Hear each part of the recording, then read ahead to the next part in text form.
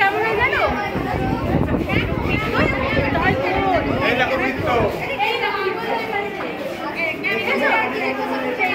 তাহলে বৃত্তের বিভিন্ন অংশের নাম জানো তোমরা? বৃত্তের বিভিন্ন অংশ হলো পরিধি, এই পুরোটা হলো বৃত্তের পরিধি, এটা কেন্দ্র, বৃত্তের ব্যাস, বৃত্তের ব্যাসার্ধ, বা এটা হলো বৃত্তের জ্যা। এই পুরোটা হলো পরিধি, বৃত্তের পুরোটা বৃত্তের পরিধি।